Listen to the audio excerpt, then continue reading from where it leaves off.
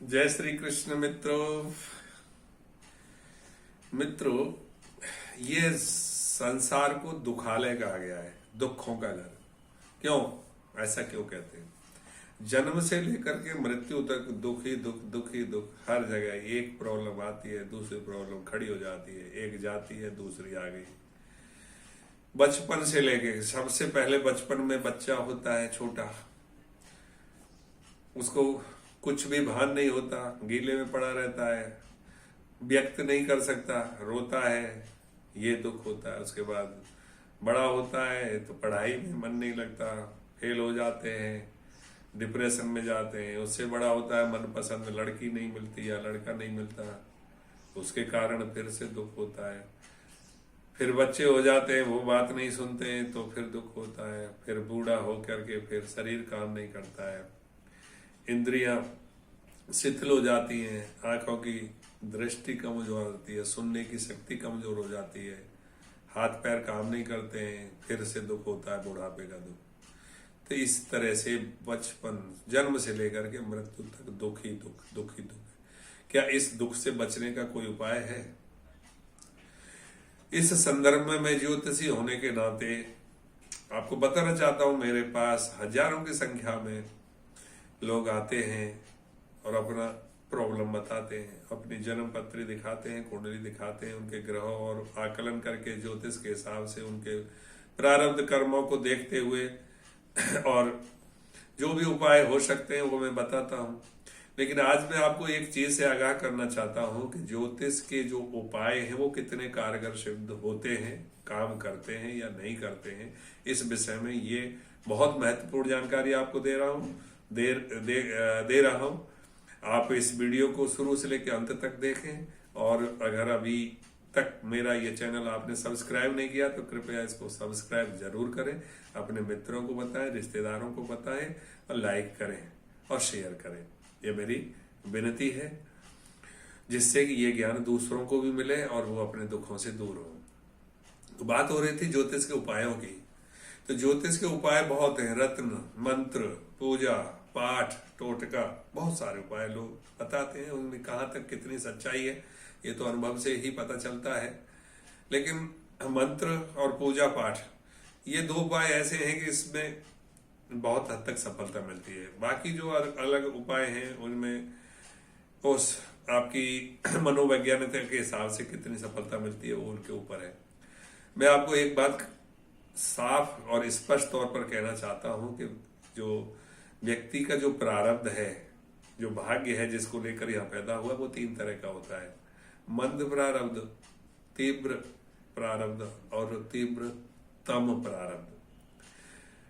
ये तीन प्रकार के प्रारब्ध होते हैं। अगर किसी ज्योतिषी की पकड़ इन तीन प्रकार के प्रारब्धों को जानने की है, उसके ग्रहों के द्वारा, उसकी कुंडली के द्वारा, तो वो व्यक्ति सटीक उपाय उस व्यक्ति के लिए बता सकता है।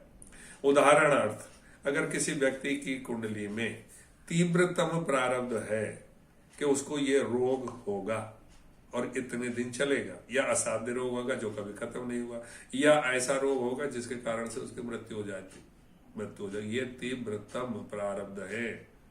और अगर ये तीव्रतम प्रारब्ध में है और इसके उपाय के लिए कोई ज्योतिषी के पास आके बोलता है, और ज्योतिषी बोलता है कि मैं गारंटी लेता हूं ये पक्का हो जाएगा, ये कर लो वो कर लो, तो वो झूठ बोलता है। क्योंकि तीव्रतम प्रारब्ध से कोई नहीं बच सकता, यहां तक अपने भगवान राम, भगवान श्री कृष्ण भी नहीं बच सकते। उन्होंने भी वो प्रारब्ध झेला है, आप सब जानते हैं। भगवान श्री राम को वनवास, सीता जी के जो वनवास के बाद आते हैं तो सीता जी का त्याग, ये सब तीव्रतम प्रारब्ध थे। रामकृष्ण परमहंस का कैंसर, गले के द्वारा कष्ट पाना, ये सब तीव्रतम प्रारब्ध है। तो ऐसे तीव्रतम प्रारब्धों से हम बच नहीं सकते। दूसरा आता है तीव्र प्रारब्ध, जो तेज है प्रारब्ध है, उससे किसी हद तक बचा जा सकता है। उसके लिए आपको मंत्र, औषधि और ये सारी चीजें काम में आती हैं। और एक मंद प्रारब्ध होता है तो वो किसी की दुआ मात्र से ही और थोड़ा सा भी भगवान से मान्यता और उनसे निकट संबंध करने से समाप्त हो जाता है। तो मैं बात कर रहा था इन तीन प्रारब्धों की, तीव्रतम, तीव्र और मंद प्रारब्ध। ये तीनों प्रकार के प्रारब्धों को किस तरह से ज्योतिष के द्वारा जान करके दूर किया जा सकता है, ये मैंने अभी इस वीडियो में बताया। और मैंने वीडियो शुरू किया था कि यह संसार दुखों का घर है, दुखालय है, और ये वास्तव में दुखों का ही घर है। तो इस दुखों के घर में आनंद से प्राप्ति से कैसे रह सकते हैं? इसका एक ही सीधा सा उपाय है कि भगवान के निकटस्थ रहना।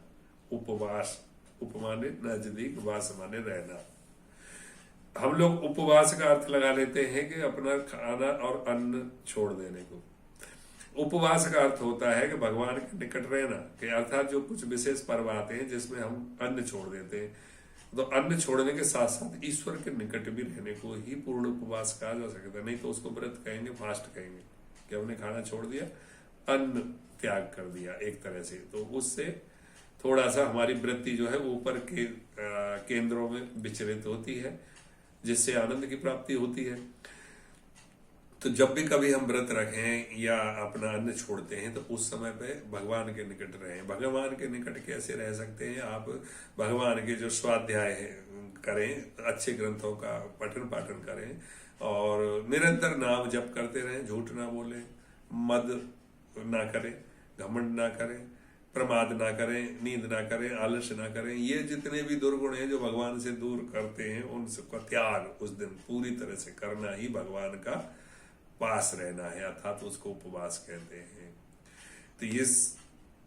तो मैंने अभी आपको ये पूरा बताया कि कौन से उपायों के द्वारा किस तरह से कर सकते हैं। उनमें सबसे ज्यादा श्रद्धावान भजते ज्ञानम, भगवान श्री कृष्ण कहते हैं कि श्रद्धा है तो श्रद्धा से ऊपर बढ़कर कुछ भी नहीं है। श्रद्धा सहित अगर आप भगवान से प्रार्थना करते हो, प्रेयर सबसे बड़ा उपाय है।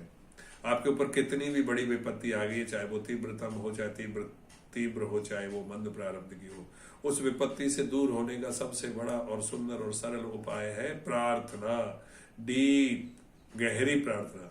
जैसे ग्राह ने, गज ने ग्राह से छूटने के लिए जो की थी, जब उसकी सूंड इतनी सी बची पानी में, उस समय ग्राह पुकारता भगवान श्री विष्णु को, विष्णु आते हैं और ग्राह का खत्म करते हैं। ऐसे कई उदाहरण आपको देखने को मिल जाएंगे। भक्त प्रहलाद जैसी प्रार्थना, भगवान प्रहलाद को बचाने के लिए आते हैं, जबकि भगवान प्रहलाद ने तो कोई प्रार्थना भी नहीं की, वो तो सिंपल अपने भगवान से ही कहते रहे कि मेरे पिताजी को सद्बुद्धि दो। और भी ऐसे कई उदाहरण हैं जहां पे भगवान ने अपने भक्तों को आकर के उस विपत्ति से बताया है, जो विकट परिस्थिति से बचाया है। और वो भगवान आज भी हैं। अगर हम पूरी तरह से अपना एकाग्र चित्त होकर के पूरा मन उधर ही लगा दें, चाहे वो कितनी भी बड़ी परिस्थिति आई हो, तो चमत्कार घटने में आज के दिन में भी देर नहीं लगेगी और वो भगवान हमको बचा लेंगे। जय श्री कृष्ण।